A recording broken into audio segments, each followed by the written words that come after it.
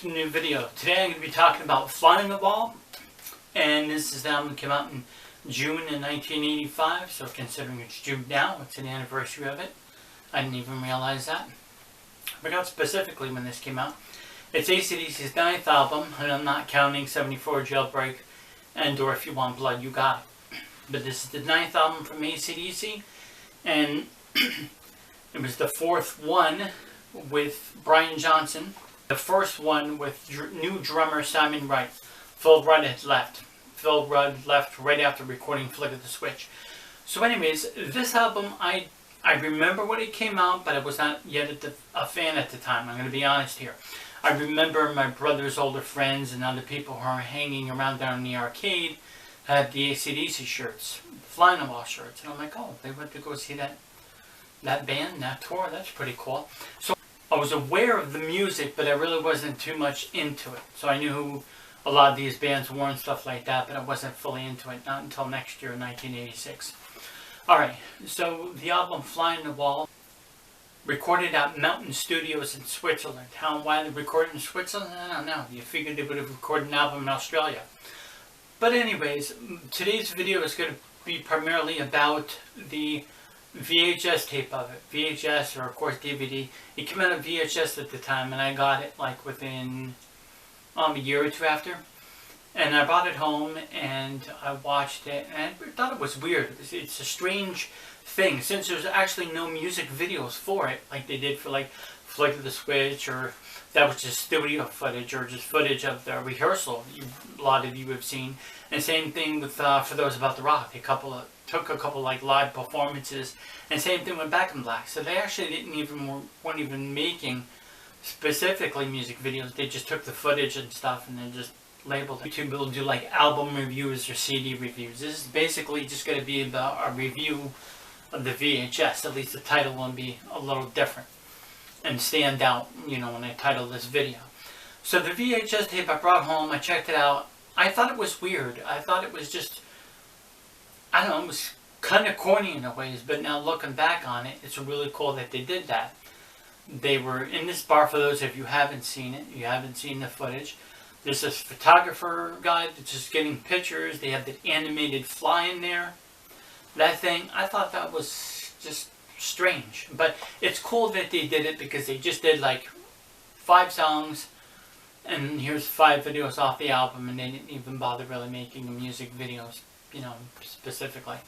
And strange too, because they never showed it on MTV. They showed the Flick of the Switch ones, they showed the Back in Black ones, and of course I Put the Finger on You. And then of course, since I'm wearing the 74 Jailbreak shirt, there was one time, like, I guess probably like 88 or 89, I'm watching NBA's Ball, and I was like, hey, holy cow, I was just really freaking out because I had no idea that it existed. I've seen the footage of the Hybrid Hell tour, which was titled Let There Be Rock. I've seen that video. I just didn't think they had any other music videos, but then when I saw the video for Jailbreak, I was ecstatic. I was loving it. I've never been so excited in my life, because I just didn't know it existed. And I was such a huge fan at the time, and then when they showed it, I was like, holy cow, this is amazing. So anyways, back to the VHS thing. They performed in this bar, I forgot where, it's somewhere in Brooklyn, and I forgot the name of it. We did the research on this album, of course, because I wanted to find out a little bit more about it, and like, where was that filmed and all that stuff. Somewhere in Brooklyn, I forgot the name of this bar place. But anyways, it was really cool.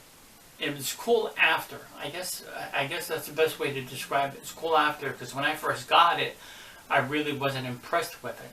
But what I have liked to see, some studio footage, and of course, or even like interviews, or them, you know, talking a little bit, similar to the Let There Be Rock thing. You know, each member, you know, in a good quiet room, where they're interviewing them, and they just say a couple things. Okay, so Simon Wright was a good drummer. He fit the band.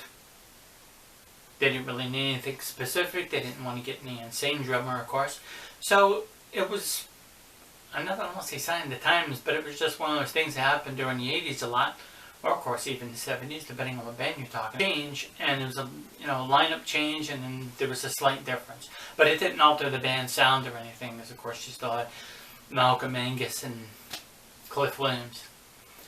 So what I like about the video is the fact that towards the end of it, they decided to get a little bit different outside. So during Shake Your Foundations, and they're playing outside in New York, and you get to see the Twin Towers there in New York. It's a really cool neat thing. That's what I liked about it. It would have been cool if they had filmed a couple of more songs elsewhere or whatever, but I know you could say, oh, could have, would have, should have, and oh, they could have did this, they should have did this, and all that other jazz. But I don't know, for those of you, there's a lot of people who I guess also don't like it and just think it's a stupid video. I appreciate the videos now more because, it's old footage. But like I said, when I first got it, I was kind of disappointed in it.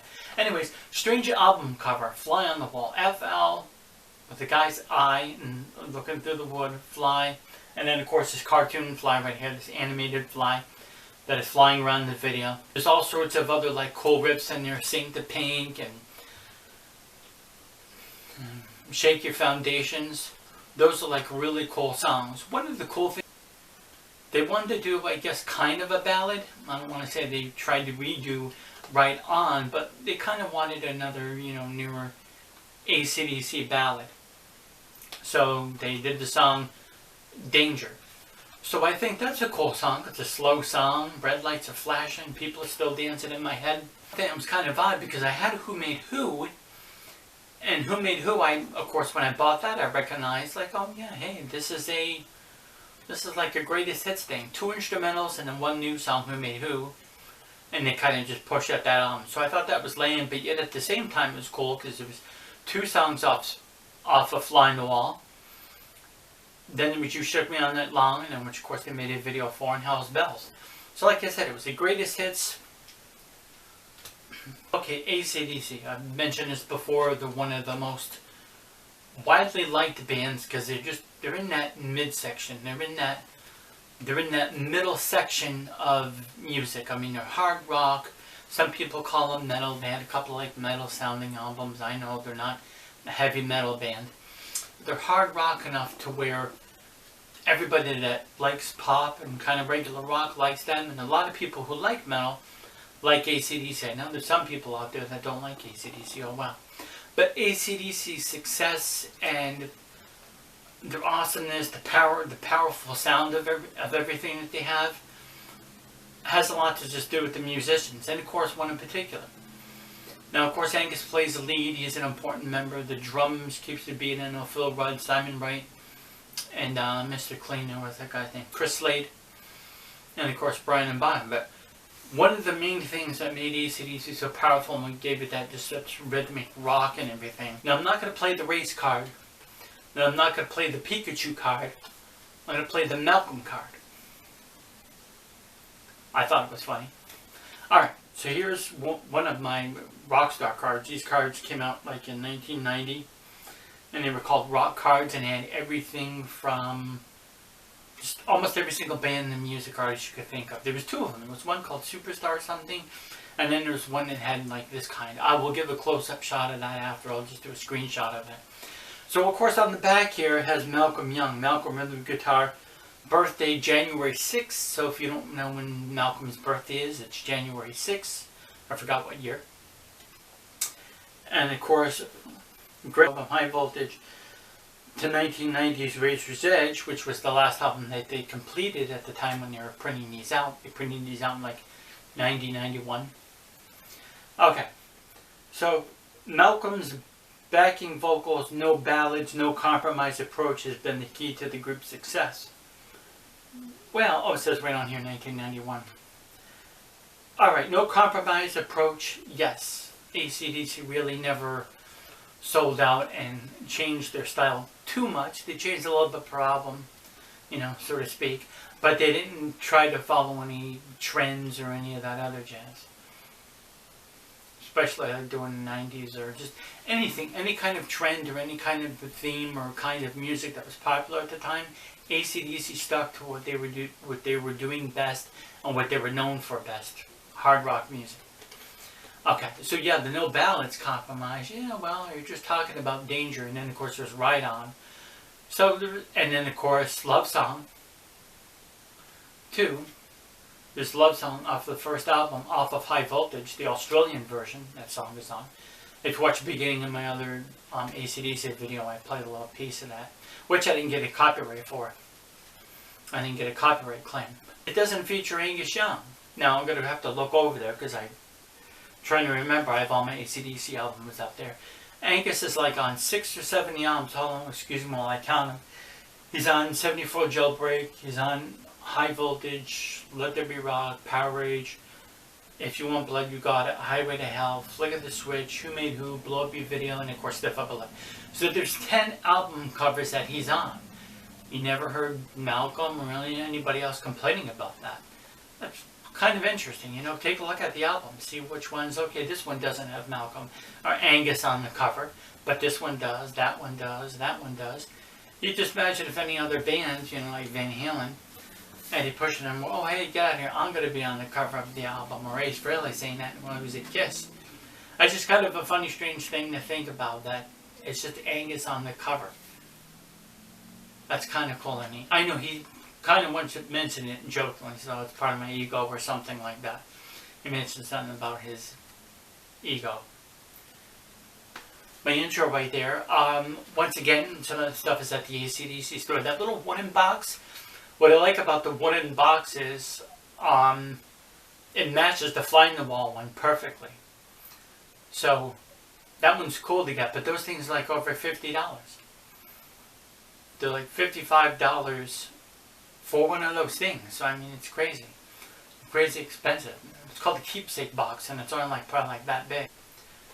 Okay, so thanks for watching, and I'll see you in the next video. I'll see you in the next video. What the hell do people say? I'll see you in the next video.